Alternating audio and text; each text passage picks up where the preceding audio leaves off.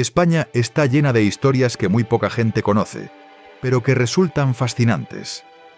Como la primera huelga obrera de Europa, que tuvo lugar en las minas de Río Tinto durante el Imperio Romano.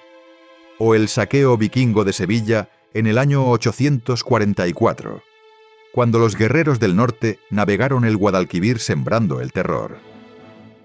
También el motín de Esquilache, cuando el pueblo de Madrid se levantó contra la prohibición de las capas largas y los sombreros de ala ancha.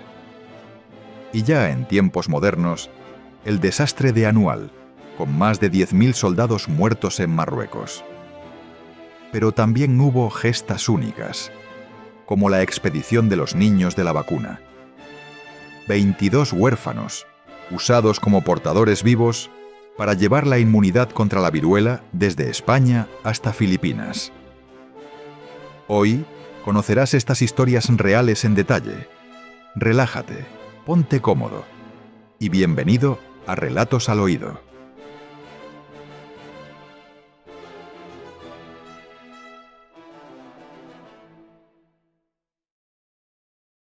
El saqueo vikingo a Sevilla. Año 844. En el siglo IX, la península ibérica se encontraba bajo el dominio musulmán, en lo que se conocía como Al-Ándalus. El Emirato Independiente de Córdoba había sido fundado en el año 756 por Abderramán I, miembro de la dinastía omeya que huyó de la matanza de su familia en Oriente. Para mediados del siglo IX, el poder estaba en manos de su nieto, Abderramán II, que gobernó entre 822 y 852. Durante su reinado, Córdoba se convirtió en una de las ciudades más ricas y sofisticadas de Europa occidental, con un florecimiento cultural y una administración sólida. La economía de Al-Ándalus se sostenía en gran parte gracias al comercio y a la agricultura, pero también por los tributos recaudados en sus territorios. En ese contexto de prosperidad, pocas veces se imaginaban amenazas serias provenientes del norte de Europa, un mundo lejano y casi desconocido para los andalusíes. Mientras tanto, en Escandinavia, los pueblos vikingos atravesaban una etapa de expansión. Originarios de Noruega, Dinamarca y Suecia, habían desarrollado una cultura marinera sin precedentes. Sus naves, los famosos drakar, eran rápidas, maniobrables y capaces de navegar tanto en mar abierto como remontar ríos estrechos. Eso les daba una ventaja estratégica única. Podían atacar tanto ciudades costeras como poblaciones situadas en el interior de los continentes. En el siglo IX ya habían comenzado a sembrar el terror en Inglaterra, Irlanda y las costas de la actual Francia, saqueando monasterios y ciudades mal defendidas. Los relatos de estos ataques se extendían con rapidez, pero en la península ibérica todavía no se habían enfrentado a ellos de manera directa. Ese primer contacto llegó en el año 844. Una flota vikinga, compuesta por alrededor de 50 a 80 barcos según las crónicas, se adentró en aguas atlánticas y puso rumbo a la península ibérica. Es probable que partieran de las costas de Bretaña o de la propia Escandinavia, siguiendo las rutas de saqueo que ya habían probado en otras partes de Europa. Tras bordear Galicia y el litoral portugués, los barcos se adentraron por la desembocadura del río Guadalquivir, una vía navegable que conducía directamente hacia el corazón de la Bética, una de las regiones más fértiles y ricas de Al-Ándalus. Los cronistas árabes que narran el episodio describen con sorpresa cómo aquellos hombres rubios y de aspecto imponente, a los que llamaban mayus, un término que originalmente designaba a los seguidores del zoroastrismo, pero que pronto se usó para referirse a los vikingos, avanzaron río arriba con una violencia desconocida hasta entonces. Su objetivo era claro: alcanzar las ciudades más prósperas y saquearlas. En aquel momento, Sevilla era un centro comercial muy activo, situada en una zona privilegiada para la agricultura y conectada con el comercio marítimo y fluvial. Sus mercados, sus almacenes y su población hacían de ella un blanco atractivo para unos invasores que buscaban riquezas rápidas y fáciles de transportar, como metales, tejidos, ganado y, sobre todo, prisioneros que podían vender como esclavos en sus rutas de comercio. Las crónicas musulmanas de la época, en particular las recogidas más tarde por autores como Ibn al-Qutiyá y al-Makkari, nos cuentan cómo la llegada de los vikingos, los temidos mayús, fue un golpe de sorpresa. Los habitantes de las aldeas situadas en las orillas del Guadalquivir veían avanzar una flota desconocida, con barcos estilizados que parecían monstruos de madera, adornados con cabezas de dragón.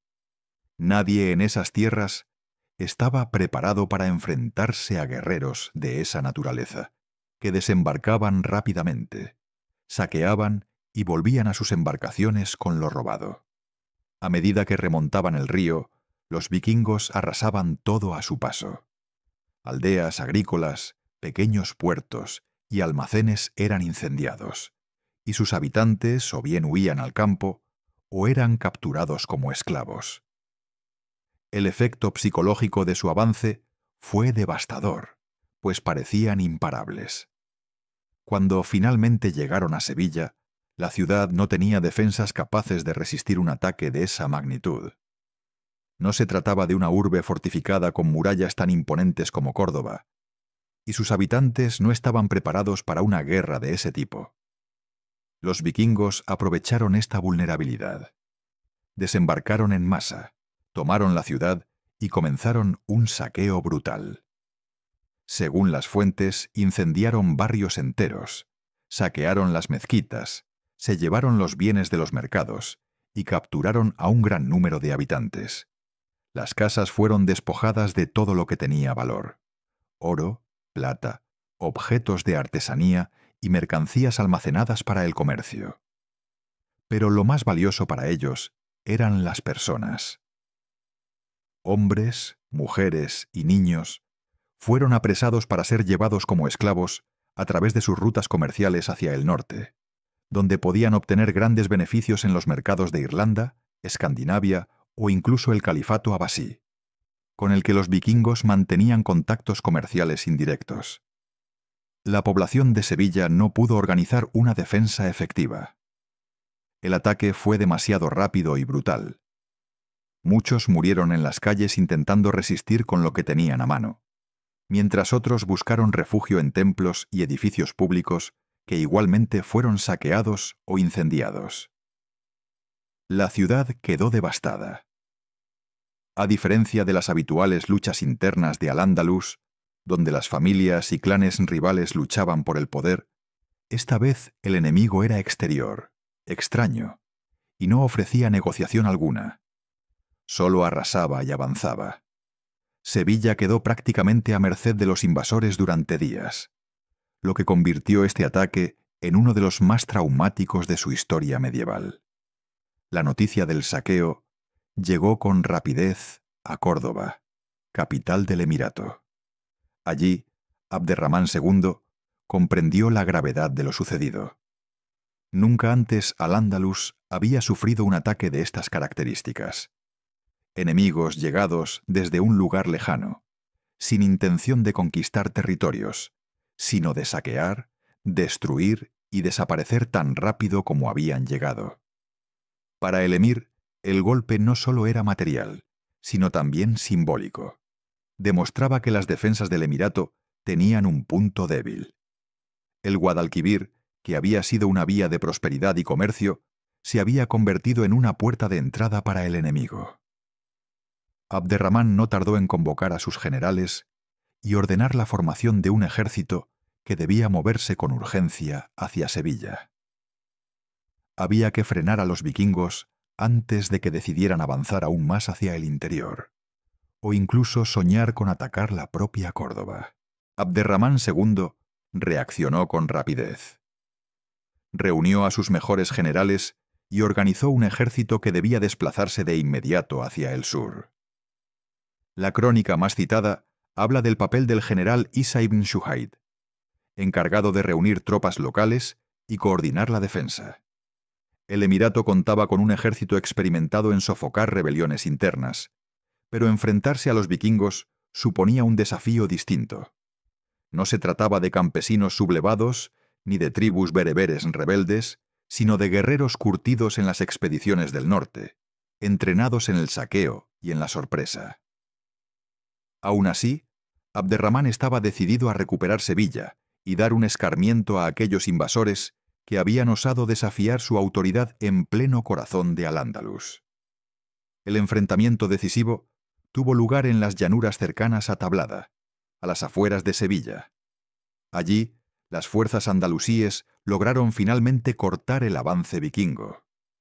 El choque fue sangriento.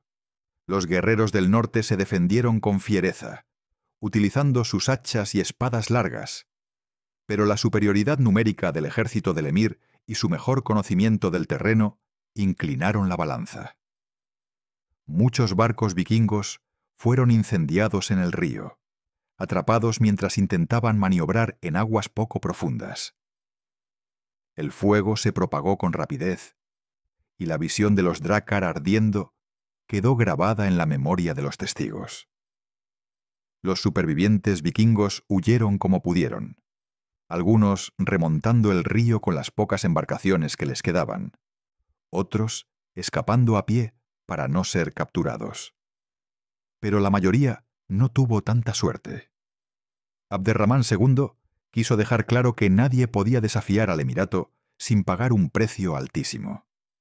Decenas de prisioneros fueron ejecutados públicamente. Según las fuentes árabes, las cabezas de los jefes vikingos fueron enviadas a Córdoba, donde se exhibieron como advertencia para cualquiera que pensara atacar sus dominios. Este gesto no solo buscaba infundir miedo en los enemigos, sino también reforzar la autoridad del emir ante sus propios súbditos, demostrando que era capaz de defenderlos. A pesar de la victoria, el saqueo había dejado una profunda herida en Sevilla. La ciudad estaba devastada. Muchos barrios habían sido reducidos a cenizas. Las familias estaban deshechas por las muertes y los secuestros, y el comercio local había quedado paralizado. Los sevillanos sobrevivientes tuvieron que reconstruir sus casas y rehacer su vida desde las ruinas. El recuerdo del ataque se transmitió de generación en generación como uno de los episodios más traumáticos de la historia local. Nunca antes un enemigo extranjero había causado tanta destrucción en tan poco tiempo. Y esa memoria colectiva marcaría para siempre la relación de la ciudad con el río que la alimentaba, pero que también había traído la desgracia. El impacto del ataque fue tan grande que Abderramán II no quiso limitarse a celebrar la victoria. Sabía que los vikingos podían volver en cualquier momento, porque su fuerza no residía en conquistar territorios, sino en golpear de manera inesperada y desaparecer con el botín. Para evitar que algo así volviera a ocurrir, el emir ordenó reforzar las defensas de todo el valle del Guadalquivir. Una de las medidas más importantes fue la construcción de atalayas y torres de vigilancia en puntos estratégicos a lo largo del río. Estas torres, levantadas en lugares elevados, servían para alertar rápidamente de la presencia de barcos enemigos. Con señales de humo durante el día y hogueras por la noche, la noticia de un ataque podía viajar con gran rapidez hasta Córdoba, permitiendo al ejército movilizarse sin perder tiempo. Junto a las torres de vigilancia, Abderramán también fortaleció las defensas de las ciudades ribereñas. Sevilla fue dotada de nuevas murallas y fortificaciones para resistir en caso de un nuevo asalto. Además, se reforzó la presencia militar en la región y se establecieron patrullas fluviales en el Guadalquivir para vigilar el tránsito de embarcaciones. Todo esto supuso un cambio profundo en la concepción de la defensa del emirato. Por primera vez, el poder de Córdoba entendió que el mar y los ríos podían ser tan peligrosos como las fronteras terrestres. El recuerdo del saqueo de 844 quedó grabado en las crónicas árabes y en la memoria de Sevilla como un episodio aterrador. Los vikingos no conquistaron la ciudad ni se establecieron en Al-Ándalus, pero dejaron una huella imborrable. Mostraron que ninguna tierra, por lejana que pareciera de Escandinavia, estaba fuera de su alcance.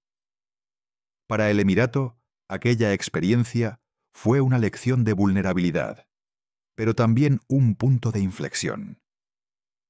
De aquel desastre nació un sistema de vigilancia que perduró durante siglos y que se convirtió en parte esencial del paisaje andalusí. Así, el ataque vikingo, que comenzó con fuego y muerte, terminó provocando una reorganización defensiva que marcaría la historia de la región. La primera huelga obrera en Europa. Córdoba, siglo IV. En el siglo IV, Hispania seguía formando parte del Imperio Romano.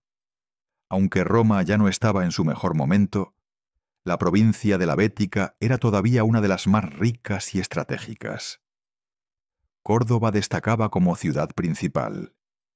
Había sido capital provincial en tiempos anteriores, y aún conservaba su peso político, económico y cultural.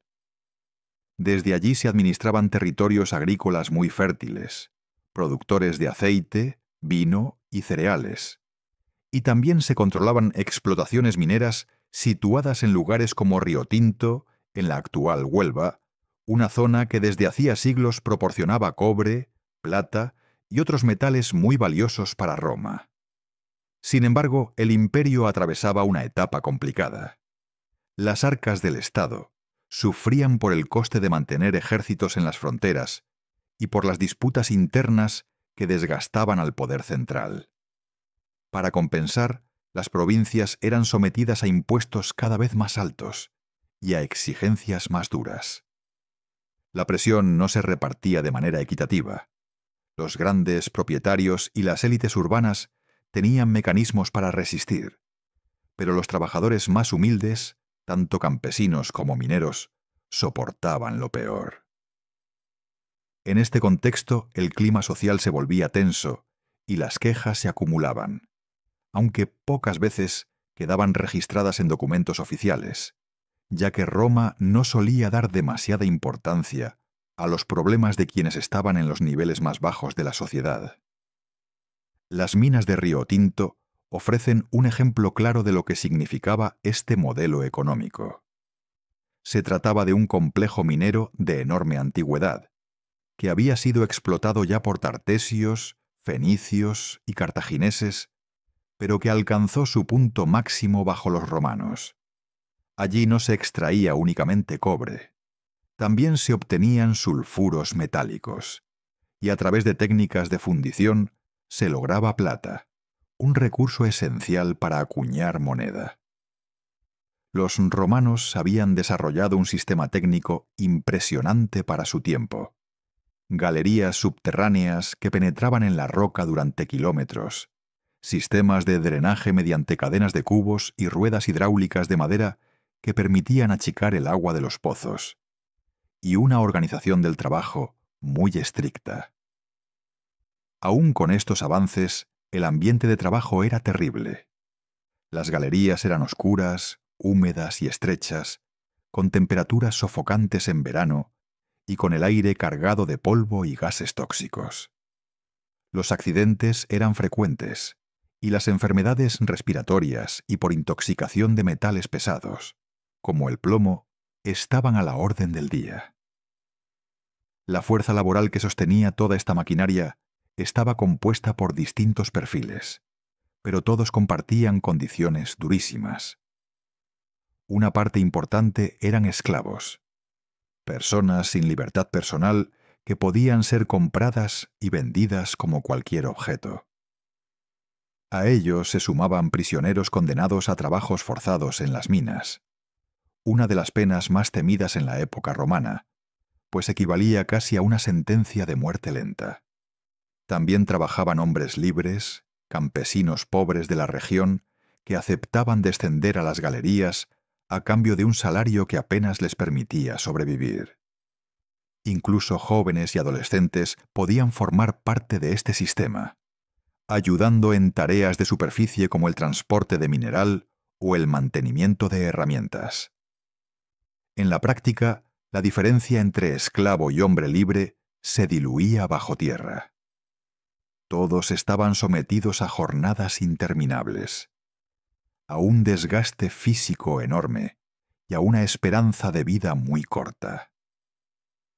Lo único que cambiaba era el estatus legal que aparecía en los registros, pero no la dureza de la vida diaria. Las condiciones de trabajo en las minas eran extremas.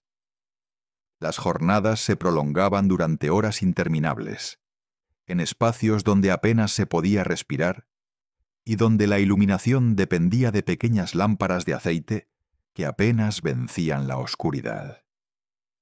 El calor dentro de las galerías era sofocante, y el contacto constante con polvo, humo y metales pesados destrozaba poco a poco la salud de los trabajadores. Muchos sufrían de problemas respiratorios, otros quedaban ciegos por la falta de luz y el polvo en los ojos, y no era raro que un derrumbe terminara con decenas de vidas en cuestión de segundos. La explotación era tal que un minero rara vez alcanzaba una edad avanzada. Su cuerpo se consumía antes de tiempo, y la enfermedad era casi un destino asegurado. El malestar fue creciendo con los años. Los abusos no disminuían, al contrario. El imperio necesitaba mantener la producción de metales para sostener sus ejércitos, su moneda y su administración, por lo que la presión sobre los trabajadores aumentaba. Los mineros estaban cansados de arriesgar su vida todos los días, sin recibir apenas una compensación que justificara el sacrificio. Aquello no era solo un trabajo duro, era una condena que atrapaba a generaciones enteras. Esta sensación de injusticia, acumulada durante décadas, sembró las semillas de un descontento colectivo que no podía permanecer en silencio para siempre. Roma, consciente de la importancia de mantener el flujo de recursos, endureció las leyes en lugar de mejorar las condiciones. Durante el Bajo Imperio se aprobaron medidas que vinculaban a ciertos trabajadores a su oficio de por vida. Los campesinos quedaban atados a la tierra como colonos, y los mineros a los pozos y galerías donde trabajaban. La intención era clara: impedir que abandonaran el trabajo o buscaran mejores oportunidades en otro lugar. Esto significaba que muchos hombres libres pobres terminaban en una situación que, en la práctica, se parecía cada vez más a la esclavitud. Era una prisión invisible, dictada por la ley y reforzada por la necesidad. En ese ambiente cargado de tensión, la chispa de la rebelión se encendió. En las minas de la Bética, especialmente en Córdoba y Río Tinto, los trabajadores se negaron a seguir bajando a las galerías. Fue un gesto simple, pero profundamente significativo. Detener la producción, interrumpir el trabajo, alzar la voz sin palabras. En aquel momento, sin organizaciones ni sindicatos, una acción colectiva de este tipo era un desafío directo a la autoridad del imperio. No había precedentes claros en Europa de algo semejante, y por eso este episodio ha sido recordado como una de las primeras huelgas obreras de la historia europea. Aquel gesto de negarse a trabajar fue algo sin precedentes en su tiempo. Los mineros no estaban armados ni organizados políticamente, pero la simple decisión de paralizar las labores en las galerías se convirtió en un símbolo de resistencia.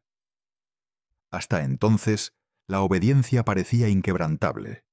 Los esclavos trabajaban porque no tenían elección, los prisioneros porque era su condena, y los hombres libres porque dependían de ese salario para alimentar a sus familias. Sin embargo, todos ellos compartían la misma opresión, y por primera vez respondieron con un acto colectivo: el paro. Aunque breve y sin grandes discursos detrás, fue una forma de decir basta en un mundo donde las voces de los más humildes rara vez se escuchaban. El imperio, por supuesto, no veía con buenos ojos este tipo de rebeldía. Roma había construido su poder sobre la disciplina y el control, y una interrupción en la producción de metales suponía un golpe directo a los cimientos de la economía. En otras regiones donde se habían producido protestas similares, la respuesta había sido contundente: castigos físicos, represión y en el caso de los esclavos, incluso la pena de muerte. Es muy probable que la reacción en Córdoba y Riotinto no fuese diferente. La idea de permitir que los trabajadores marcaran el ritmo era impensable para las autoridades romanas, y cualquier gesto de desobediencia debía apagarse antes de que sirviera de ejemplo a otros. Aunque la represión silenciara la protesta, la importancia de este episodio radica en lo que simboliza. No fue una revolución, ni mucho menos un cambio de sistema, pero sí la primera señal de que los trabajadores podían reconocerse como grupo y plantar cara a la explotación.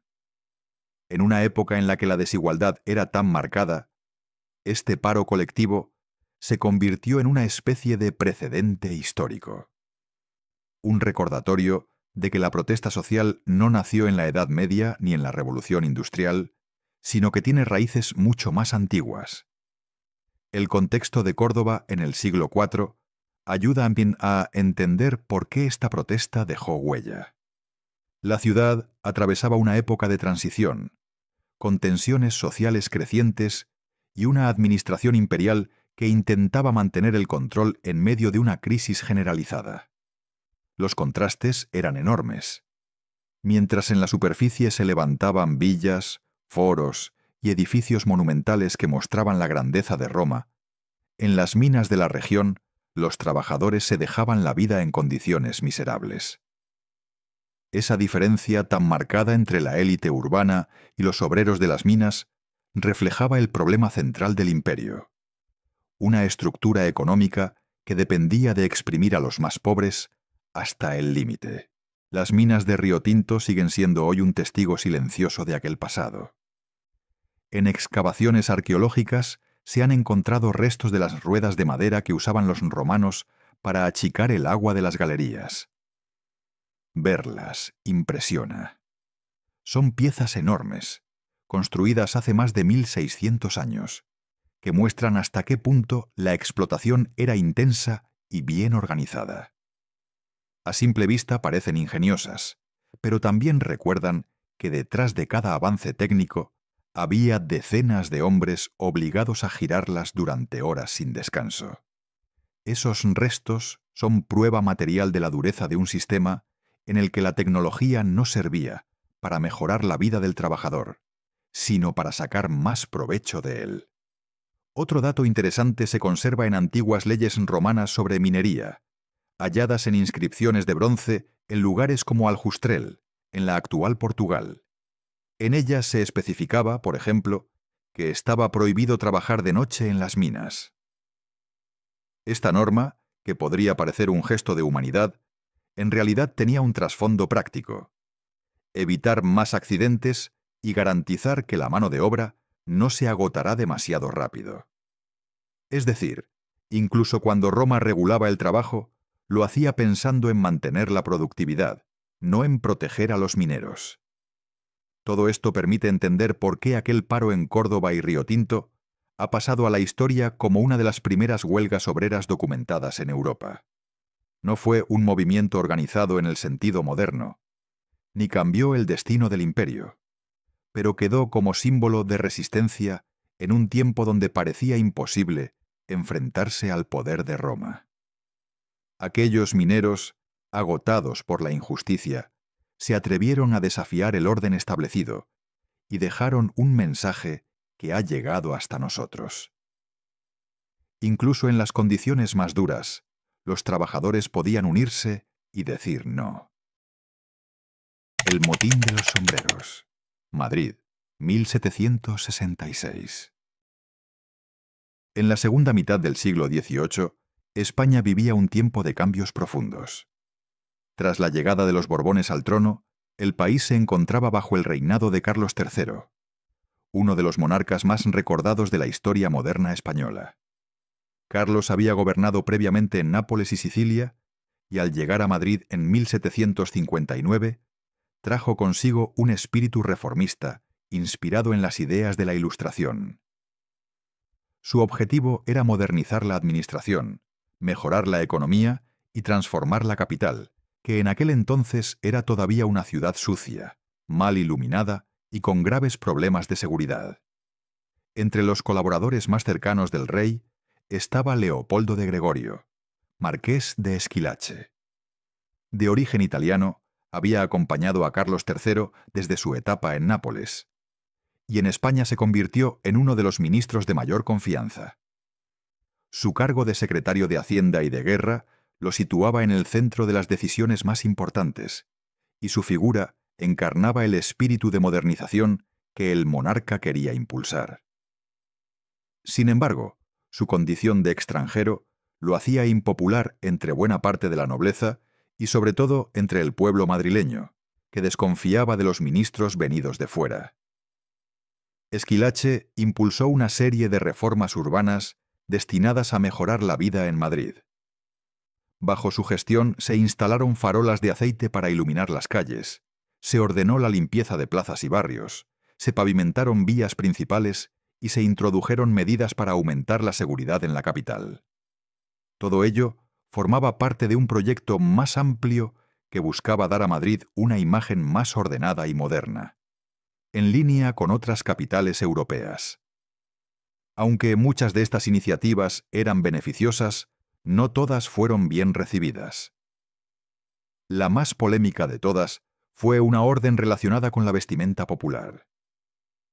En marzo de 1766, el marqués de Esquilache prohibió el uso de las capas largas y de los sombreros de ala ancha, prendas habituales entre los madrileños. La razón oficial era de seguridad. Con esas ropas era fácil ocultar armas o cubrir el rostro, lo que favorecía robos y agresiones nocturnas. Además, desde la óptica ilustrada, esa vestimenta era vista como anticuada y contraria al aspecto civilizado que se quería dar a la ciudad. A partir de entonces, se imponía el uso de capas cortas y sombreros de 3 picos, más cercanos a la moda francesa e italiana. Aunque la medida buscaba prevenir delitos y modernizar la apariencia de los ciudadanos, terminó por encender un descontento que ya venía acumulándose en otros ámbitos. La prohibición de las capas largas y de los sombreros de ala ancha no fue entendida por el pueblo como una simple medida de seguridad. Para los madrileños, aquellas prendas eran parte esencial de su identidad cotidiana. La capa larga protegía del frío y del viento, y el sombrero de ala ancha era un accesorio útil bajo el sol o la lluvia. Además, eran símbolos de tradición, de pertenencia al pueblo llano frente a las modas extranjeras. Cuando Esquilache intentó sustituirlas por capas cortas y sombreros de 3 picos al estilo francés, la gente no lo vio como un avance, sino como un ataque directo a sus costumbres. El mensaje que recibieron fue que un ministro extranjero quería imponer modos de vestir ajenos a la cultura popular, algo que caló profundamente en una sociedad muy sensible al orgullo y a la defensa de lo propio. El malestar, sin embargo, no se limitaba a la cuestión de la ropa. Madrid, en 1766, sufría una situación económica difícil. El precio del pan, alimento básico de la dieta popular, había subido de forma notable debido a problemas de abastecimiento y a las decisiones de liberalizar el comercio de granos, que en teoría debían mejorar la oferta, pero en la práctica habían generado escasez y especulación. La población pobre, que dedicaba la mayor parte de sus ingresos a comprar pan, veía con desesperación cómo cada vez podía adquirir menos. El descontento era general y se unía al recelo hacia los ministros italianos, como Esquilache, a quienes se acusaba de preocuparse más por implantar modas extranjeras que por resolver los problemas de hambre del pueblo. Este cóctel de tensiones terminó por estallar el 23 de marzo de 1766, Domingo de Ramos. Aquella mañana, en diferentes barrios de Madrid, comenzaron a reunirse grupos de vecinos que desobedecían la norma y salían a la calle con sus capas largas y sombreros prohibidos, desafiando de manera abierta la orden de Esquilache. Las autoridades intentaron obligarlos a quitarse la ropa vetada, y esa intervención encendió la chispa. Los enfrentamientos con la guardia crecieron en intensidad. y pronto los rumores se esparcieron por toda la ciudad. Que iban a encarcelar a los infractores, que los italianos querían acabar con las costumbres españolas, que incluso estaban detrás de la subida del pan. La indignación se propagó con una velocidad vertiginosa. En pocas horas, la protesta se convirtió en un motín generalizado. Multitudes de madrileños, armados con palos, piedras y herramientas, comenzaron a congregarse en las principales plazas. La Puerta del Sol se transformó en el centro de la revuelta, aunque también hubo disturbios en Lavapiés, en la calle de Alcalá y en otros puntos neurálgicos. La consigna era clara: destituir al marqués de Esquilache y acabar con sus reformas impopulares. Los cánticos y gritos se mezclaban con la rabia acumulada, y pronto la protesta pasó de ser una reivindicación contra una prenda de vestir a un cuestionamiento más amplio del gobierno y de las élites extranjeras que lo rodeaban. Lo que comenzó como una protesta por las capas y los sombreros se transformó, en cuestión de horas, en una de las mayores revueltas urbanas del siglo XVIII en España. La multitud reunida en la Puerta del Sol se contaba ya por miles, y no era un grupo homogéneo. Había artesanos, jornaleros, criados, mujeres que exigían pan para sus hijos, incluso clérigos que veían con recelo la influencia de ministros extranjeros en los asuntos del reino. La ciudad entera parecía haberse puesto de acuerdo en un solo grito: ¡muera Esquilache! A ese clamor se sumaron otras exigencias, como la bajada del precio del pan y la expulsión de los ministros italianos. La revuelta no tardó en adquirir tintes violentos. Las casas de algunos funcionarios y allegados al marqués fueron saqueadas. Las calles se llenaron de barricadas improvisadas, y la población desafió abiertamente a las tropas enviadas para contenerlos. La Guardia Real, superada en número, apenas podía controlar ciertos puntos estratégicos.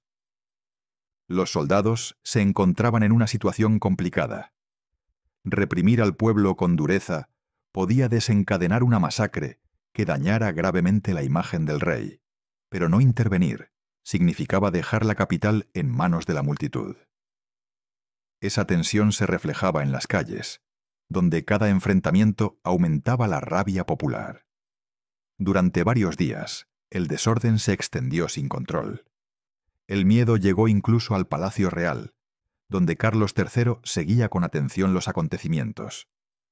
El rey, que había gobernado con autoridad en Nápoles y se había enfrentado a problemas serios en Italia, no esperaba encontrar una rebelión semejante en su propia capital. El motín no era una conspiración de nobles ni una revuelta organizada por enemigos externos. Era el propio pueblo de Madrid, sus súbditos más directos, quienes cuestionaban abiertamente las órdenes de su ministro de confianza. La magnitud de la protesta obligó al monarca a replantearse cómo actuar. Finalmente, Carlos III decidió que no podía resolver la crisis solo con la fuerza. Convocó a representantes de los amotinados para escuchar sus demandas, algo insólito en un contexto absolutista. Los líderes de la revuelta fueron claros. Querían la destitución inmediata del marqués de Esquilache, la reducción de los precios de los alimentos y el respeto a las costumbres tradicionales en el vestir. El pueblo había conseguido situarse en una posición de fuerza. Carlos III, consciente de que insistir en mantener a su ministro podría desencadenar una insurrección aún mayor, aceptó negociar. Fue un momento de enorme tensión. Por primera vez en su reinado, el rey comprendió que, aunque era dueño del poder absoluto, no podía ignorar la voz de la calle. La presión del pueblo no dejó margen de maniobra. Para sofocar la revuelta, Carlos III anunció públicamente la destitución del marqués de Esquilache. El ministro italiano, que había sido su hombre de confianza durante años, se convirtió de un día para otro en un símbolo de todo lo que el pueblo rechazaba. Los precios altos, las imposiciones extranjeras y las reformas que parecían despreciar las tradiciones españolas. Esquilache fue apartado de sus cargos y enviado a Nápoles, un gesto con el que el rey buscaba calmar a la multitud y dar por cerrada la crisis. La medida surtió efecto. La noticia se extendió por Madrid y las protestas comenzaron a disolverse, aunque no sin dejar un rastro de destrucción en las calles y de humillación en la corte. El motín había terminado, pero las consecuencias fueron profundas. Carlos III comprendió que no podía aplicar sus reformas ilustradas sin tener en cuenta la sensibilidad de la población. Si bien siguió adelante con sus planes de modernización, como la mejora de la administración, las infraestructuras y la educación, aprendió a actuar con mayor prudencia y a apoyarse más en ministros españoles, como el conde de Aranda o Campomanes, que supieron presentar los cambios de manera más aceptable para la sociedad. El rey mantuvo su proyecto ilustrado, pero nunca olvidó la lección de 1766. Gobernar no significaba imponer sin escuchar, al menos no cuando la estabilidad del trono dependía de mantener la paz social. El recuerdo del motín de Esquilache quedó grabado en la memoria madrileña como una demostración del poder que podía tener el pueblo cuando se unía en torno a una causa común. Aunque empezó por una prenda de vestir, lo que estaba en juego era mucho más. El derecho a conservar tradiciones, la protesta contra el hambre y el rechazo a una élite gobernante que parecía desconectada de la realidad popular. En la historia de España, este episodio marcó un antes y un después en el reinado de Carlos III y en la relación entre monarquía y súbditos. Fue la prueba de que, incluso en una época de absolutismo, el pueblo podía alzarse con fuerza suficiente para cambiar el rumbo de la política. El desastre de Anual. Marruecos, 1921. A comienzos del siglo XX, España era una potencia en decadencia. Tras la pérdida de Cuba, Puerto Rico y Filipinas en 1898, el país buscaba mantener un lugar en el tablero internacional. Una de las pocas oportunidades que quedaban estaba en el norte de África, donde las potencias europeas se repartían zonas de influencia. En 1912, tras el acuerdo con Francia, España obtuvo el control de un protectorado en el norte de Marruecos, que se extendía desde la costa mediterránea hasta el Rif. En teoría, se trataba de una presencia compartida con los franceses, que dominaban el resto del país, pero en la práctica significaba enfrentarse a un terreno montañoso, hostil y habitado por tribus bereberes acostumbradas a resistir cualquier invasión extranjera. La situación en el protectorado no era fácil. A diferencia de las colonias africanas de Francia o Inglaterra, que tenían un valor económico claro, el norte de Marruecos ofrecía pocos recursos inmediatos y grandes dificultades geográficas. Su importancia era más bien estratégica: controlar el estrecho de Gibraltar y evitar que otra potencia europea se asentara frente a las costas andaluzas. Para España, además, tenía un componente de prestigio. Tras el desastre del 98, los políticos y militares veían en Marruecos una oportunidad de redimirse, de recuperar la moral nacional y demostrar que España seguía siendo una potencia colonial. Sin embargo, lo que en Madrid se veía como una oportunidad, en el terreno se convertía en un desafío enorme. En 1921, el mando militar en la zona estaba en manos del general Manuel Fernández Silvestre, comandante general de Melilla.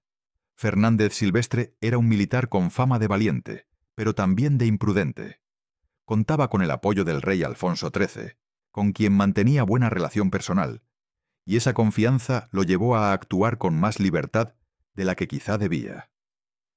Convencido de que las tribus rifeñas no serían capaces de oponer una resistencia seria, decidió extender el control español hacia el interior del Rif.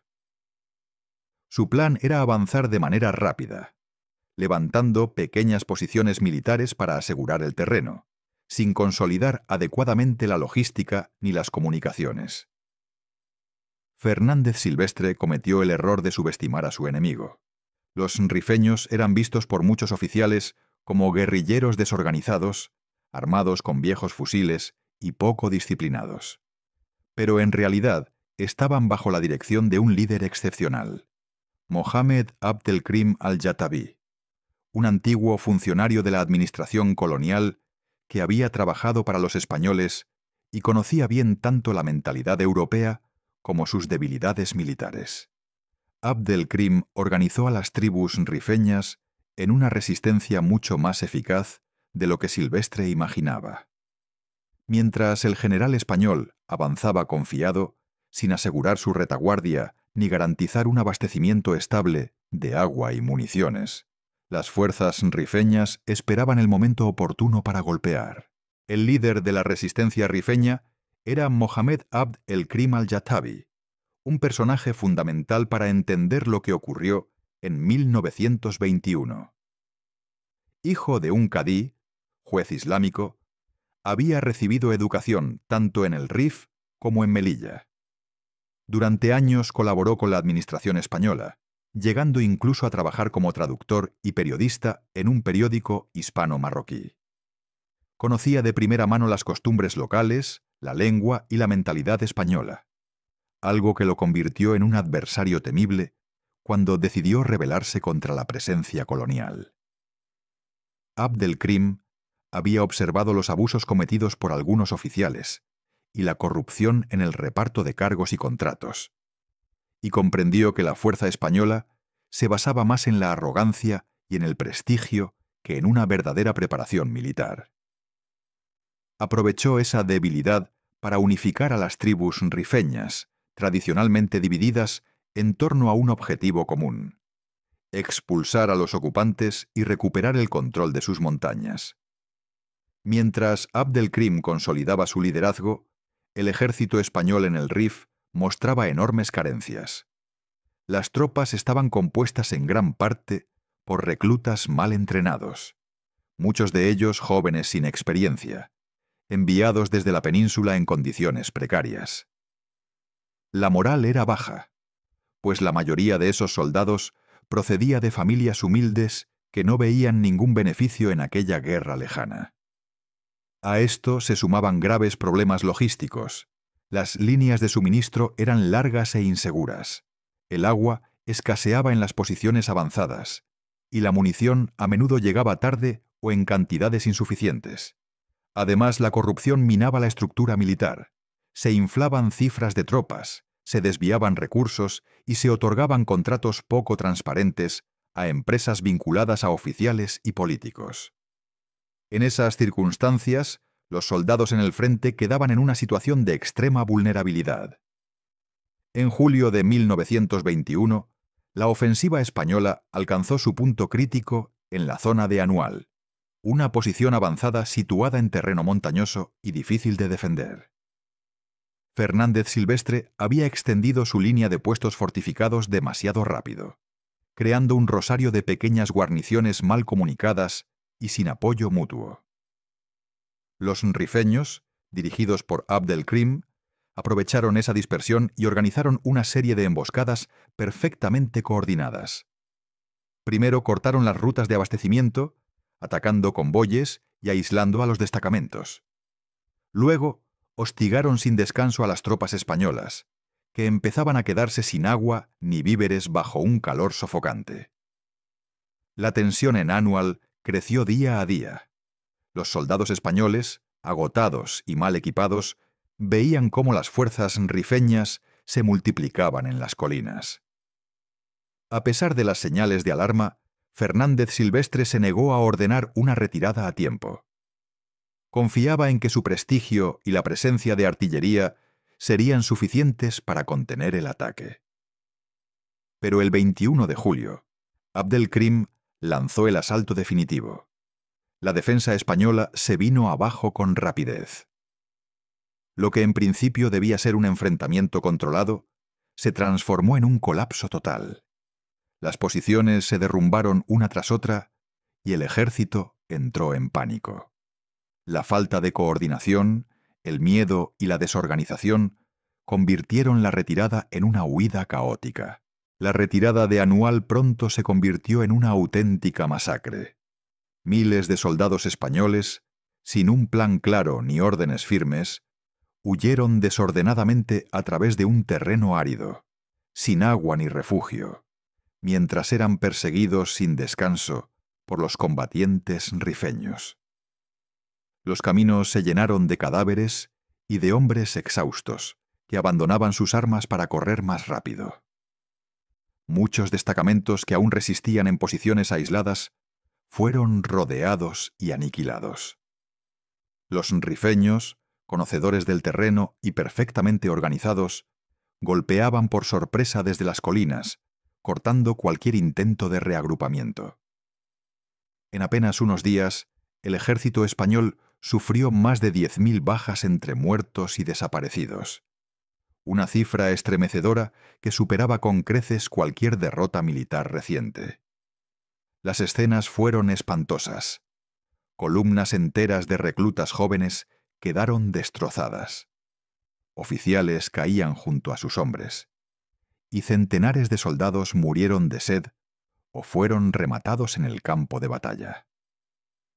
La moral del ejército colapsó, y la huida desesperada dejó tras de sí no solo miles de vidas, sino también una enorme cantidad de armamento, municiones y dinero en manos de los rifeños. El propio general Fernández Silvestre murió en el desastre. Su final sigue rodeado de incertidumbre, pero la versión más extendida es que, viendo la derrota inevitable y sin posibilidad de escapar, se suicidó con su pistola antes de caer prisionero. Su muerte simbolizó el hundimiento de toda la campaña. El comandante que había subestimado al enemigo y confiado en exceso en su avance rápido, terminó convertido en víctima de su propia imprudencia. Con él se derrumbaba no solo la ofensiva, sino también la confianza en la estrategia colonial española. La noticia del desastre llegó rápidamente a España y provocó una conmoción nacional. La prensa hablaba del desastre de Anual como una catástrofe sin precedentes, y la opinión pública exigía explicaciones. Las familias recibían telegramas anunciando la muerte de hijos, padres o hermanos, y el número de bajas se hacía cada vez más difícil de ocultar. En los cafés, en las calles y en el Parlamento, el debate era constante. ¿Cómo era posible que un ejército moderno hubiera sido derrotado de manera tan humillante por guerrillas rifeñas? La indignación no se dirigía solo contra los rifeños, sino sobre todo contra los mandos militares y políticos, acusados de corrupción, negligencia y de enviar a miles de jóvenes a una muerte segura, sin medios adecuados. Para esclarecer lo ocurrido, el gobierno español ordenó abrir una investigación oficial. La tarea recayó en el general Juan Picasso González, un militar con fama de riguroso y honesto. Su trabajo dio origen al famoso expediente Picasso, un informe minucioso en el que se recogían testimonios, documentos y pruebas sobre la campaña. Picasso interrogó a supervivientes, analizó los movimientos de tropas y estudió la cadena de mando, y lo que descubrió fue devastador para la imagen del ejército. El expediente señalaba directamente problemas de corrupción en la administración del protectorado, negligencias graves de oficiales, fallos logísticos escandalosos y una planificación militar deficiente. En resumen, confirmaba que la derrota no había sido solo consecuencia de la fuerza de los rifeños, sino también del desgobierno interno. El contenido del informe era tan explosivo que el poder político optó por censurarlo. Aunque parte de sus conclusiones se hicieron públicas, los nombres de oficiales de alto rango y las responsabilidades más comprometedoras fueron ocultados. La razón era simple. El expediente Picasso implicaba no solo a militares, sino también a políticos y empresarios vinculados con contratos de suministros y con el propio sistema colonial. Difundirlo en su totalidad habría supuesto un escándalo de enormes dimensiones, capaz de sacudir los cimientos de la monarquía de Alfonso XIII, que había apoyado personalmente la campaña en Marruecos. El silencio y la censura se impusieron, pero la indignación popular siguió creciendo. El desastre de Anual quedó así marcado como una de las peores derrotas de la historia militar española. No solo por las más de 10.000 vidas perdidas en pocos días, sino porque mostró la fragilidad del ejército y la falta de preparación del Estado para sostener una empresa colonial de esa magnitud. Sus consecuencias políticas fueron inmediatas. La crisis de confianza en el gobierno aumentó, el descontento social se extendió y los militares comenzaron a plantearse que el sistema parlamentario no era capaz de resolver los problemas. Este clima de inestabilidad abrió la puerta al golpe de Estado de Miguel Primo de Rivera en 1923, que contó con el apoyo del propio rey. De este modo, el desastre militar en las montañas del Rif terminó influyendo directamente en el curso político de España, marcando el inicio de una nueva etapa de dictadura. La República de Andorra casi fue española. A comienzos del siglo XX, Andorra era poco más que un pequeño valle pirenaico aislado, con una población que rondaba los 5.000 habitantes. Su sistema político resultaba único en Europa. Desde la Edad Media, el país estaba gobernado por una figura doble, conocida como los copríncipes, uno religioso, el obispo de Urgell, en Cataluña, y otro secular, el jefe de Estado francés, en aquel momento el presidente de la República. Este equilibrio medieval se mantenía de manera frágil, pero garantizaba que ni España ni Francia absorbieran al pequeño principado. Aún así, Andorra seguía siendo un territorio pobre, rural, con una economía basada en la agricultura de subsistencia, la ganadería y pequeños intercambios comerciales con sus vecinos. Su aislamiento era tan grande que apenas tenía infraestructuras modernas, y la política internacional lo pasaba por alto casi por completo. En esa calma de montaña, sin embargo, apareció un personaje singular, Boris Skosirev. Su figura era tan enigmática como pintoresca. Nacido en 1896 en Vilna, entonces parte del Imperio ruso, decía haber servido en la Marina británica durante la Primera Guerra Mundial, y más tarde se presentó como aristócrata, diplomático y hombre de negocios. En realidad, muchos de sus títulos y cargos eran dudosos o directamente inventados, pero Boris tenía un talento indiscutible para presentarse como alguien cosmopolita, ambicioso y con conexiones en la alta sociedad europea. Se movió por Holanda, Inglaterra y Francia, acumulando amistades influyentes y también deudas, siempre con un estilo de vida excéntrico que le daba notoriedad. En 1934, Skosirev puso la mirada en Andorra. Era el escenario perfecto para uno de sus planes más extravagantes: convertir al pequeño principado en un centro moderno y atractivo para las finanzas y el turismo. La idea no era completamente absurda. En esos años, muchos microestados europeos, como Liechtenstein o Mónaco, estaban explotando su tamaño reducido y su estatus particular para convertirse en refugios fiscales o destinos de lujo. Boris pensaba que podía hacer lo mismo en Andorra, ofreciendo casinos, bancos internacionales y conexiones con grandes capitales extranjeros. Para los habitantes de un país empobrecido y casi olvidado, aquella visión de prosperidad súbita resultaba cuanto menos tentadora. Skosirev llegó al valle con una mezcla de audacia y carisma. Se presentó como un benefactor dispuesto a transformar la vida de los andorranos, prometiendo riqueza, empleo y visibilidad internacional. Hablaba con la seguridad de un líder moderno y seductor, asegurando que podía traer inversiones extranjeras y colocar a Andorra en el mapa de Europa. Muchos lo escucharon con escepticismo, pero algunos notables locales, intrigados por sus promesas y cansados del atraso del país, comenzaron a simpatizar con él.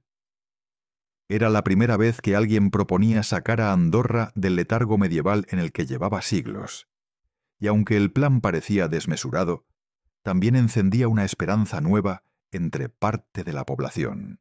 Las promesas de Boris Skosirev no eran pequeñas. Hablaba de atraer capital extranjero, de construir casinos y hoteles de lujo, de establecer un sistema bancario moderno que convirtiera a Andorra en un refugio financiero, similar a lo que ya ocurría en Suiza o Mónaco. También aseguraba que podía conseguir que el pequeño principado obtuviera reconocimiento internacional, firmando acuerdos con grandes potencias y dándole un protagonismo que hasta entonces le era impensable. En un país que seguía viviendo de la agricultura, con caminos de tierra y sin apenas infraestructuras, esas palabras sonaban como una ventana al futuro. No extraña que, entre la pobreza y el aislamiento, algunos notables andorranos vieran en él una oportunidad para salir del atraso. Skosirev, además, poseía un gran talento para la persuasión. Sabía presentarse como un hombre culto, refinado y con contactos influyentes en Europa. Aunque muchos de esos vínculos eran dudosos, él los vendía con tal convicción que resultaba difícil no dejarse arrastrar por su carisma. En poco tiempo consiguió reunir un pequeño círculo de seguidores, formado por personas de influencia en Andorra que veían con simpatía sus planes de modernización. No era un movimiento de masas, pero sí suficiente para que Boris se sintiera respaldado en su aventura. El 7 de julio de 1934, Skosirev dio un paso que sorprendió a todos. Se proclamó rey de Andorra bajo el título de Boris Pummer.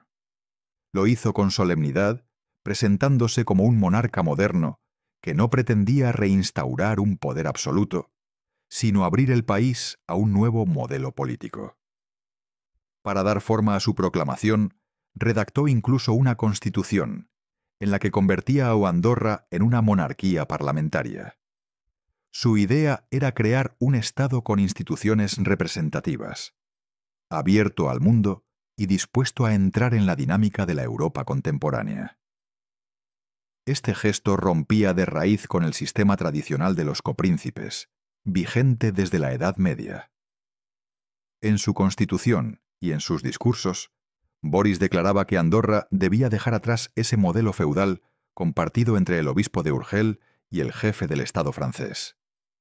En su lugar, proponía un país independiente, con un monarca elegido por la voluntad popular, él mismo, claro está, y un parlamento que daría voz a los ciudadanos.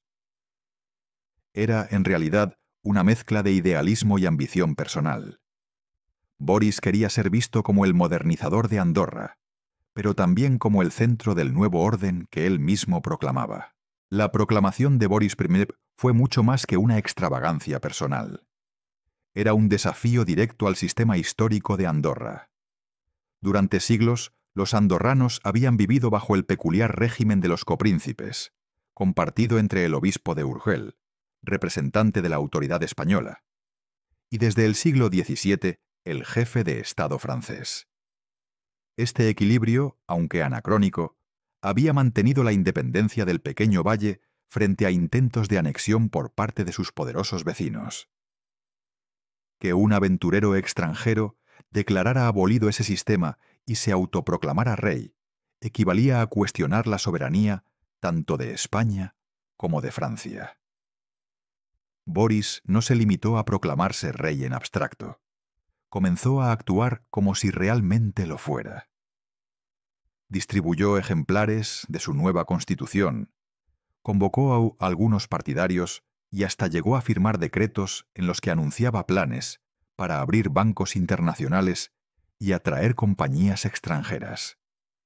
En sus discursos prometía libertad de prensa, modernización económica y la creación de un Estado ejemplar en los Pirineos. Para sus seguidores, aquello sonaba a revolución pacífica hacia la prosperidad. Para el resto, era una provocación peligrosa que podía arrastrar a Andorra a un conflicto diplomático de consecuencias imprevisibles.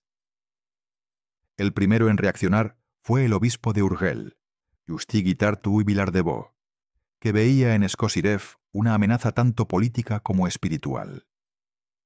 como copríncipe, tenía la obligación de velar por el orden y la tradición, y no podía permitir que un aventurero extranjero pusiera en jaque un sistema que había perdurado durante más de 6 siglos. Guitard denunció el acto como ilegal y herético, y al mismo tiempo solicitó apoyo directo a las autoridades españolas para poner fin a la farsa. El obispo comprendía que, si no se actuaba con rapidez, el desafío podía escalar hasta involucrar también a Francia y poner en peligro la delicada independencia andorrana. La respuesta no se hizo esperar. A petición del obispo, el gobierno español autorizó la intervención de la Guardia Civil, que entró en Andorra con una pequeña unidad destinada a detener al autoproclamado monarca. El episodio no tuvo nada de épico. Cuando los agentes llegaron a Boris, lo encontraron más sorprendido que preparado para resistir. Sin un ejército que lo respaldara y con apenas un puñado de seguidores, no pudo oponer resistencia. Fue arrestado sin violencia y escoltado fuera del país, poniendo fin a un reinado que había durado poco más de una semana. Tras su arresto, Boris Skosirev fue trasladado a la Seu d'Urgell y de allí a Barcelona, donde permaneció unos días bajo custodia. El gobierno español, consciente de lo extravagante y al mismo tiempo delicado del caso, decidió evitar cualquier escándalo internacional. En lugar de un juicio largo o de una confrontación diplomática, la solución fue rápida. Skosirev fue expulsado del país y enviado a Portugal, desde donde acabaría marchando poco después hacia otros destinos europeos. Su aventura en Andorra había terminado de manera tan abrupta como había comenzado. La intervención de la Guardia Civil evitó que el episodio se transformara en un conflicto serio entre España y Francia. El sistema de coprincipado se mantuvo intacto, y Andorra regresó a su rutina de aislamiento rural. Sin embargo, lo ocurrido puso en evidencia lo frágil que podía resultar la soberanía de un microestado cuando alguien con ambición y carisma decidía aprovechar sus debilidades. Para España, el episodio fue también una advertencia. La importancia de Andorra no era económica ni militar, pero sí estratégica, ya que estaba enclavada en los Pirineos, en una zona que siempre había funcionado como frontera natural entre reinos e imperios. Con el paso del tiempo, la historia de Boris Skosirev quedó como una anécdota pintoresca en la historia contemporánea europea. El hombre que se autoproclamó Boris I, rey de Andorra, aparece en los libros como un aventurero excéntrico que soñó con transformar un pequeño valle en un reino moderno y que, durante unos días de 1934, puso en aprietos a las instituciones más sólidas del país. Aunque su reinado apenas duró una semana y acabó sin derramamiento de sangre, su gesto es recordado como una de las situaciones más insólitas del siglo XX en los Pirineos. Un episodio donde un extranjero estuvo a punto de alterar el equilibrio político de la región y de involucrar a España en un conflicto diplomático tan extraño como inesperado. La expedición de los niños de la vacuna. A finales del siglo XVIII, la viruela era todavía una de las enfermedades más temidas del planeta. Se trataba de una infección altamente contagiosa, con una mortalidad que en algunos brotes superaba el 30% de los afectados. No distinguía entre clases sociales. Desde campesinos y esclavos hasta reyes y aristócratas podían morir en pocos días, dejando tras de sí epidemias devastadoras. En América, la situación era aún más dramática. Allí, la viruela había llegado con los conquistadores en el siglo XVI, y desde entonces se convirtió en una de las principales causas de mortalidad de las poblaciones indígenas. En lugares como México o Perú, las epidemias de viruela diezmaron comunidades enteras, debilitando sociedades que ya sufrían las consecuencias de la colonización. Para comienzos del siglo XIX, la enfermedad seguía siendo endémica tanto en Europa como en las colonias, y se calculaba que cada año mataba a 400.000 personas solo en Europa. además de dejar a miles ciegas o con secuelas permanentes. El gran cambio llegó en 1796, cuando el médico inglés Edward Jenner desarrolló un método eficaz para inmunizar contra la viruela. Jenner observó que las lecheras que se contagiaban de viruela vacuna, una variante leve que afectaba a las vacas, quedaban protegidas de la viruela humana. A partir de esa observación, experimentó con varios pacientes y logró demostrar que inocular material procedente de las pústulas de viruela vacuna confería inmunidad. El hallazgo fue revolucionario. Se trataba de la primera vacuna en la historia de la medicina. Su éxito se expandió rápidamente por Europa, y en apenas unos años distintos gobiernos comenzaron a aplicarla, aunque las técnicas para conservar el fluido eran todavía muy rudimentarias. España, que en ese momento aún mantenía un vasto imperio en América y Asia, comprendió de inmediato la importancia del descubrimiento. El propio rey Carlos IV mostró un interés especial en la vacuna, no solo por razones políticas, sino también personales. Su hija, la infanta María Teresa, había enfermado de viruela, lo que llevó al monarca a concienciarse de la gravedad del problema y a apoyar iniciativas médicas para controlar la enfermedad. La viruela no solo amenazaba a la población en la península ibérica. En territorios como México, Perú, Nueva Granada, Filipinas y Cuba, los brotes eran recurrentes y causaban estragos entre indígenas, criollos y españoles por igual. Proteger a esos territorios no era únicamente un gesto humanitario, sino también una medida práctica para preservar la estabilidad de las colonias. En este contexto, nació el proyecto de una expedición sanitaria sin precedentes. La idea era llevar la vacuna de Jenner más allá de Europa y extenderla por todo el imperio español.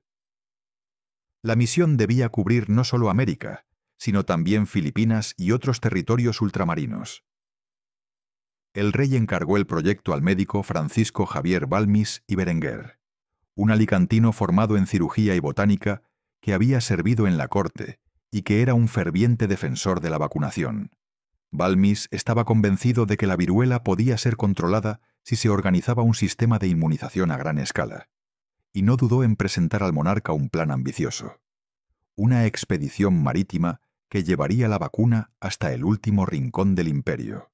El encargo que recibió Francisco Javier Balmis era titánico: llevar la vacuna contra la viruela a miles de kilómetros de distancia, cruzando océanos y climas muy diferentes, en una época en la que la conservación de material biológico era prácticamente imposible.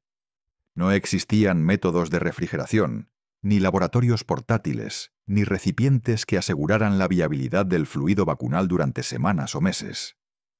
El gran reto no era solo organizar la expedición, sino cómo transportar la vacuna viva sin que perdiera eficacia en el viaje. Al principio, se pensó en usar cristales, hilos impregnados en linfa o pequeños tubos de vidrio con costras secas de pústulas vacunales. Sin embargo, la experiencia había demostrado que la vacuna se degradaba rápidamente, sobre todo en ambientes cálidos y húmedos, como los que encontrarían en el Caribe o en Filipinas. Si la vacuna llegaba inactiva, toda la expedición fracasaría. Balmis comprendió que necesitaba un medio biológico y continuo para que el virus de la vacuna bovina siguiera vivo durante meses. La solución que ideó fue tan ingeniosa como polémica: organizar una cadena humana de transmisión mediante niños. El sistema era sencillo en concepto, aunque complejo en la práctica. Antes de partir, se vacunaba a 2 niños, que desarrollarían pústulas con el virus atenuado en pocos días. De esas pústulas se extraía el fluido vacunal, que se inoculaba a otros 2 niños sanos, y así sucesivamente, manteniendo siempre la vacuna activa en un portador vivo. De esta manera, en cada etapa del viaje, siempre habría uno o varios niños recién vacunados, listos para transmitir la inmunidad a la siguiente persona. El plan requería disponer de un grupo de menores que viajaran con la expedición. Se eligió a 22 niños huérfanos, de entre 8 y 10 años de edad, procedentes de la Casa de Expósitos de La Coruña. Su condición de huérfanos no fue casual. el Estado los consideraba bajo tutela y en aquel contexto podían ser movilizados para la expedición. Estos niños, de los que se conocen algunos nombres, como Benito Vélez o Antonio Pastor, fueron los portadores involuntarios de la vacuna que salvaría millones de vidas. La expedición, aunque hoy puede generar debate ético, fue en su momento vista como un acto de filantropía y de servicio a la humanidad. Para acompañarlos y garantizar su cuidado durante la travesía, Balmis contó con la ayuda de una figura esencial: Isabel Zendal Gómez, rectora de la Casa de Expósitos de La Coruña. Fue la encargada de velar por la salud, higiene y bienestar de los niños durante toda la expedición. Zendal está reconocida hoy como la primera enfermera en misión internacional de la historia, y su papel fue determinante para el éxito de la empresa. Gracias a ella, los menores sobrevivieron a la mayor parte de la expedición en condiciones aceptables, a pesar de las dificultades del viaje. El 30 de noviembre de 1803, la expedición partió del puerto de La Coruña a bordo de la corbeta María Pita. A bordo viajaban Balmis, su equipo médico, Isabel Zendal y los 22 niños que constituían la vacuna viva. El sistema comenzó a aplicarse de inmediato. Durante la travesía, 2 niños fueron inoculados primero, y a medida que desarrollaban las pústulas, se extraía el fluido para pasarlo a otros 2, manteniendo así la cadena ininterrumpida. Era un procedimiento arriesgado y delicado, pero funcionó. Sin este ingenioso método, la vacuna jamás habría llegado intacta a América. El 30 de noviembre de 1803, la corbeta María Pita zarpó finalmente de La Coruña. En su interior viajaban los médicos, Isabel Zendal y los 22 niños huérfanos que mantenían viva la vacuna. La primera escala fue en las Islas Canarias, donde la expedición comprobó por primera vez la eficacia del sistema. Se realizaron las primeras vacunaciones masivas en Tenerife y Gran Canaria, con resultados exitosos. Allí, decenas de personas fueron inmunizadas y las autoridades locales recibieron instrucciones detalladas para continuar la campaña. El método funcionaba, y Balmis sabía que a partir de ese momento podía cumplir con su misión. La siguiente etapa fue mucho más arriesgada: cruzar el Atlántico. Durante semanas, los niños sirvieron como portadores vivos de la vacuna, en un proceso cuidadosamente controlado por Balmis y su equipo. Cada pocos días se repetía el ciclo de inoculación para que nunca se perdiera el virus activo. El viaje no estuvo exento de dificultades. El mar embravecido, las enfermedades a bordo y el cansancio de los menores hacían que la misión pendiera de un hilo. Sin embargo, gracias a la organización y al papel constante de Isabel Zendal en el cuidado de los pequeños, la vacuna llegó intacta al Caribe en la primavera de 1804. El primer gran destino americano fue Puerto Rico, donde la población recibió la vacuna con entusiasmo.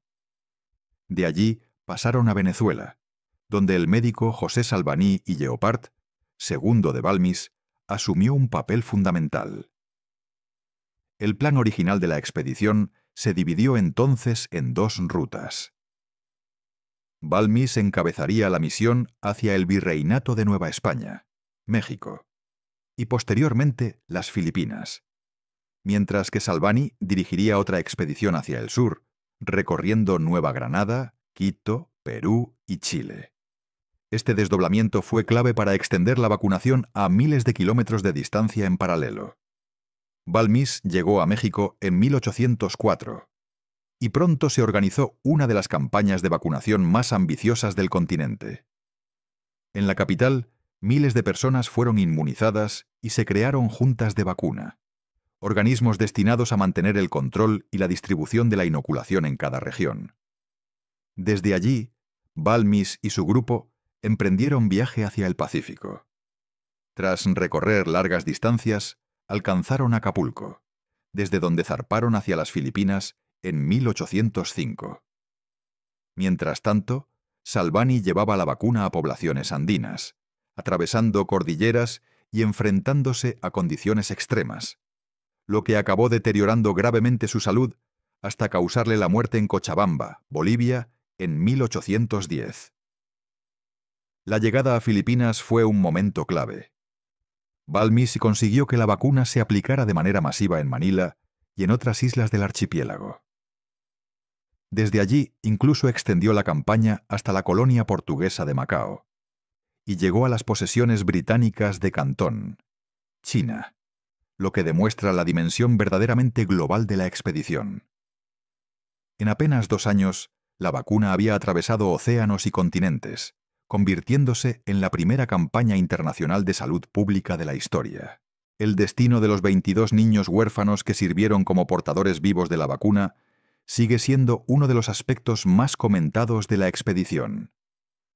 Una vez terminada la misión en América, muchos de ellos fueron acogidos en casas de caridad o en instituciones locales, ya que no tenían familia a la que regresar. Algunos se integraron en la sociedad americana, y se sabe que recibieron educación y manutención gracias a fondos de la corona. Sin embargo, sus nombres y trayectorias no quedaron siempre bien documentados, lo que hace que sus vidas posteriores estén envueltas en cierta oscuridad.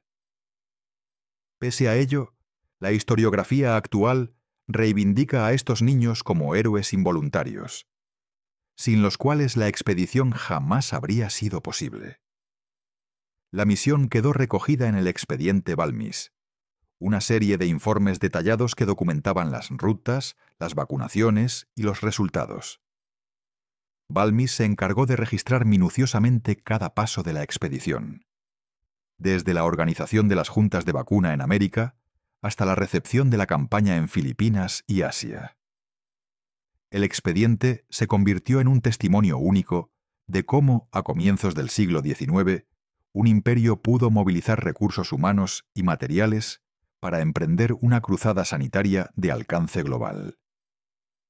A diferencia de muchas empresas coloniales, esta no buscaba extraer riquezas, sino salvar vidas. El legado del desafío Balmis, como algunos lo llaman hoy, es enorme. La Real Expedición Filantrópica de la Vacuna se considera la primera campaña internacional de vacunación de la historia y un ejemplo pionero de cooperación sanitaria global. Logró inmunizar a decenas de miles de personas en América y Asia, y sentó las bases para que la vacuna contra la viruela se siguiera difundiendo en los años posteriores. Desde una perspectiva actual, es imposible no debatir los dilemas éticos del uso de niños huérfanos como portadores vivos. Pero al mismo tiempo, la expedición permitió salvar incontables vidas y mostró una visión adelantada a su tiempo: la idea de que la salud pública podía trascender fronteras.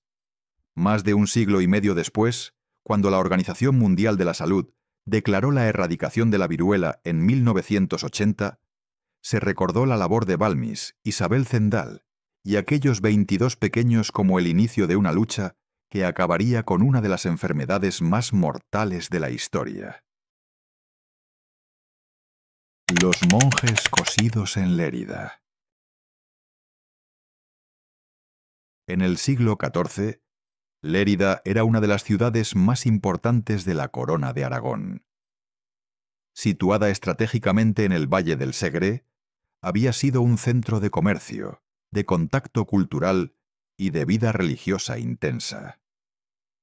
En ella se encontraba uno de los núcleos universitarios más antiguos de la península, la Studium Generale de Lérida, fundada en 1300, donde se impartían enseñanzas de derecho, medicina y teología. Era, por tanto, un espacio en el que circulaban ideas y manuscritos que a veces resultaban incómodos para las autoridades eclesiásticas. La Iglesia mantenía un férreo control sobre lo que podía estudiarse y difundirse, pues el miedo a la herejía estaba siempre presente, especialmente tras el auge de movimientos considerados peligrosos, como los cátaros o los beguinos, que habían agitado los reinos vecinos en siglos anteriores.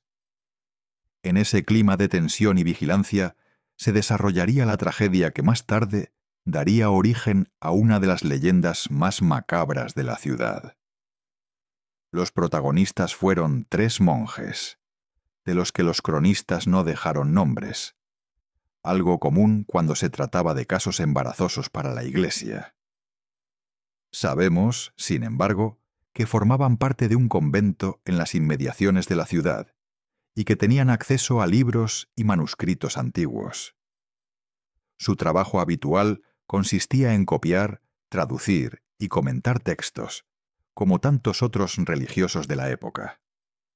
Eran hombres instruidos, acostumbrados al latín y posiblemente con conocimientos de árabe o hebreo, lenguas que todavía se utilizaban en la península en ciertos contextos académicos.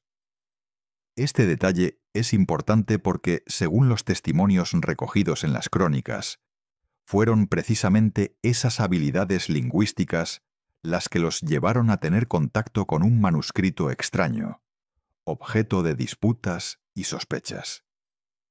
Ese manuscrito, que nunca ha sido identificado con claridad, aparece en los relatos como el centro de la tragedia. Algunos historiadores creen que pudo tratarse de un texto de medicina o filosofía procedente del mundo islámico, ya que en los siglos anteriores la península había sido un puente de transmisión cultural entre el mundo árabe y el latino. Otros sugieren que pudo tratarse de un escrito apócrifo, tal vez relacionado con los evangelios prohibidos o con tradiciones gnósticas. Lo cierto es que para los monjes aquel texto representaba un desafío intelectual. Había palabras, fórmulas y pasajes que despertaban su curiosidad. Y fue precisamente esa curiosidad la que encendió la chispa del desastre. Antes de que ocurriera la tragedia, existen testimonios de que los monjes fueron advertidos. Según las crónicas, algunos superiores del convento les ordenaron que abandonaran la traducción y que no siguieran hurgando en un texto que podía contener errores doctrinales o herejías. En la mentalidad del siglo XIV, no era necesario que un libro incluyera hechizos o invocaciones demoníacas para ser considerado peligroso. Bastaba con que propusiera ideas que cuestionaran la ortodoxia. La advertencia, sin embargo, fue ignorada.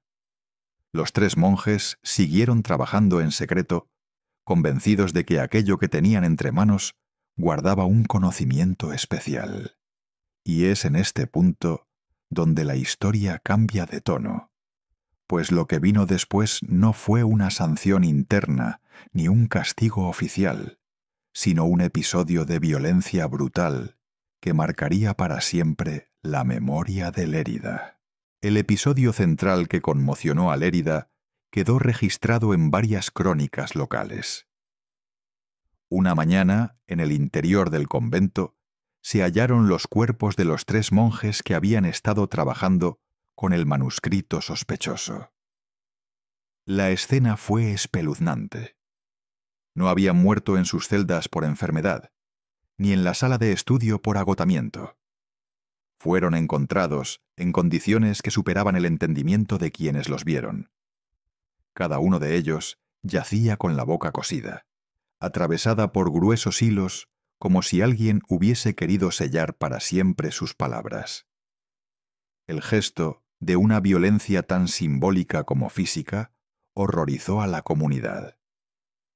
Los cadáveres no mostraban señales evidentes de lucha, lo que alimentó la sospecha de que habían sido sorprendidos en la noche, indefensos, o de que la muerte había sido obra de algo más que humano.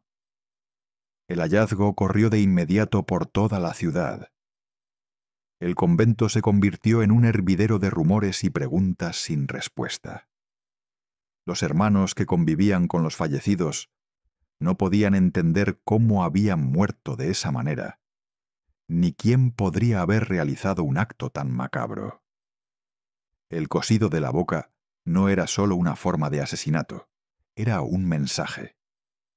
Y en una época donde todo signo se leía en clave religiosa o sobrenatural, ese mensaje adquirió de inmediato una dimensión inquietante.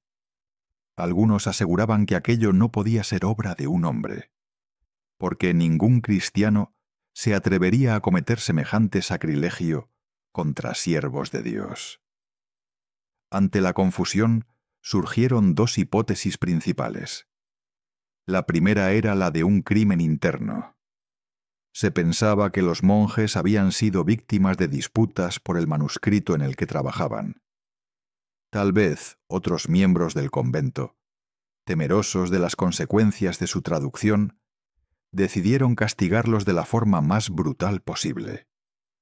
O quizá había intereses ocultos, el control del texto, la posesión de un conocimiento reservado que no debía salir a la luz.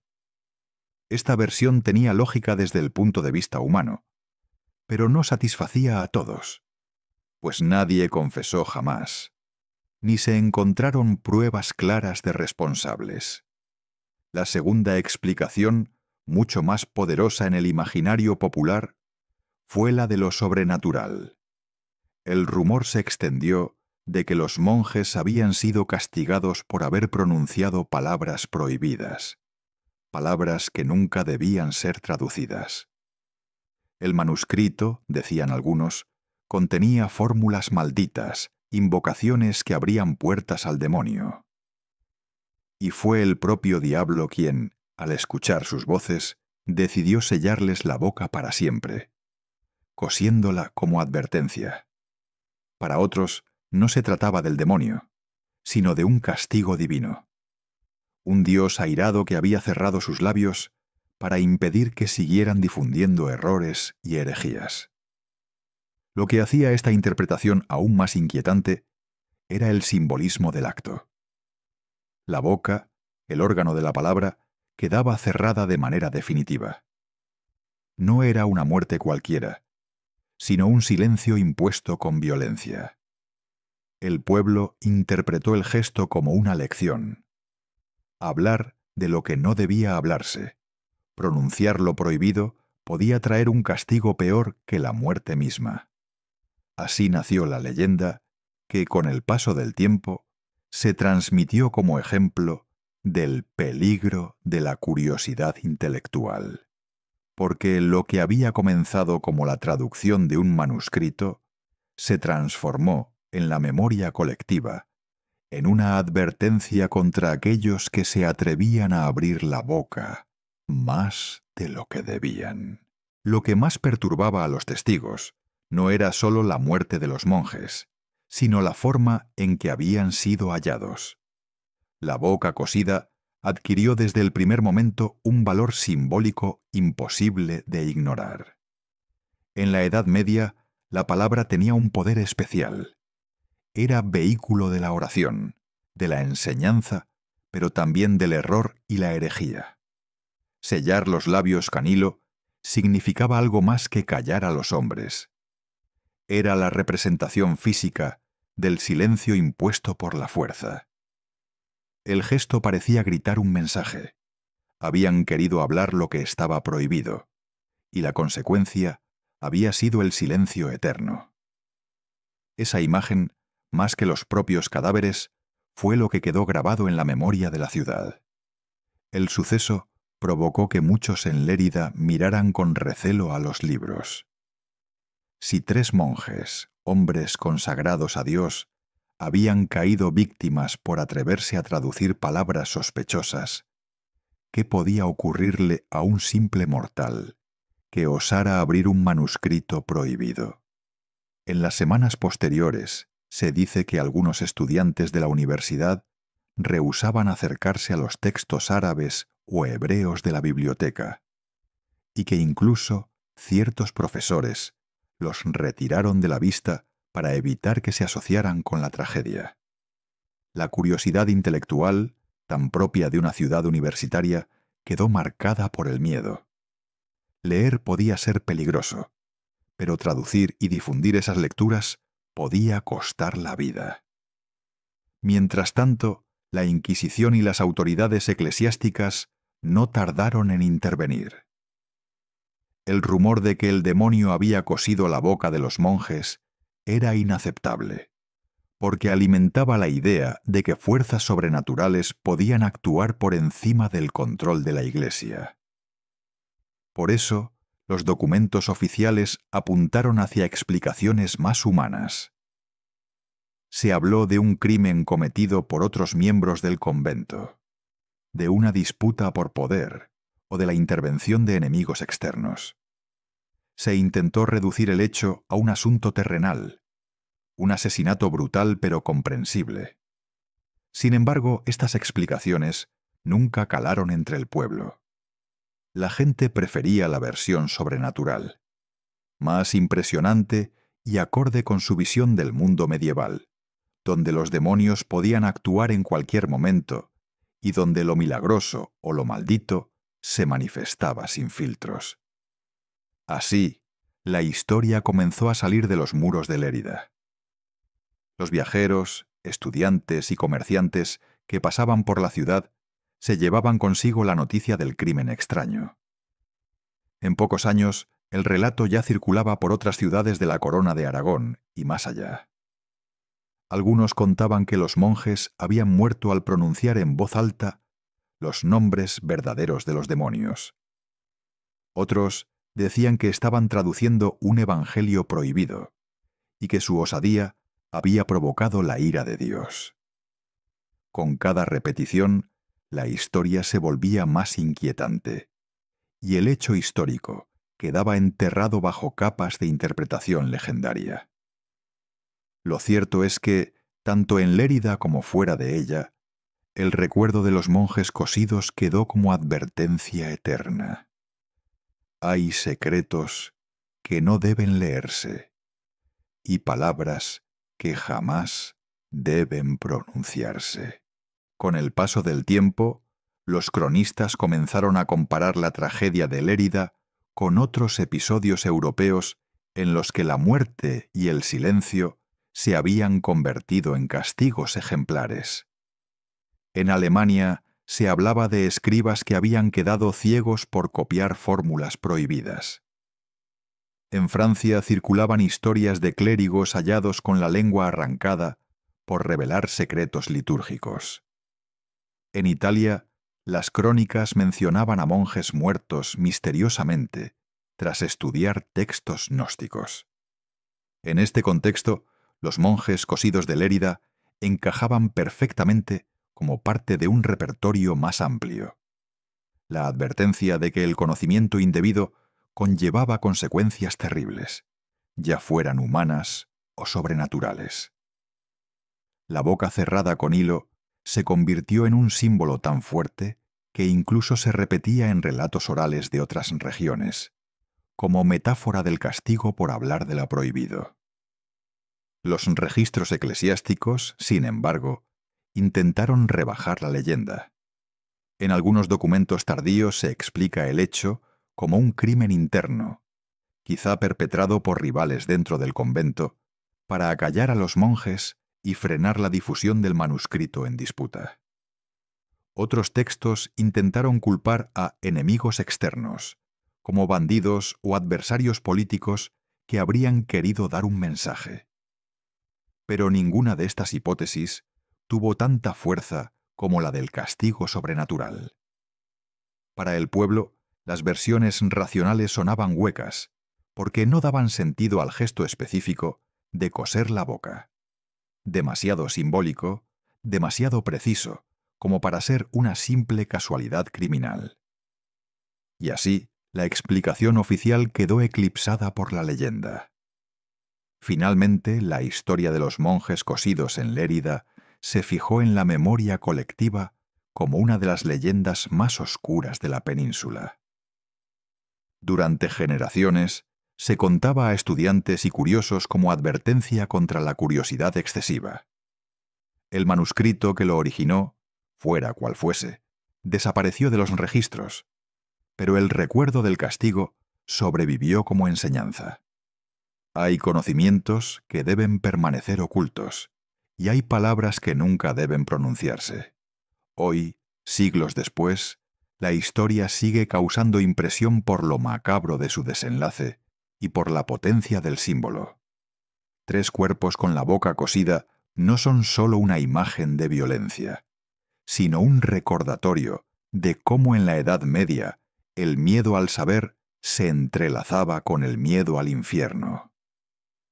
Y en Lérida, aquella mañana del siglo XIV, lo que empezó como una disputa por un manuscrito, terminó convirtiéndose en una de las leyendas más inquietantes del mundo monástico.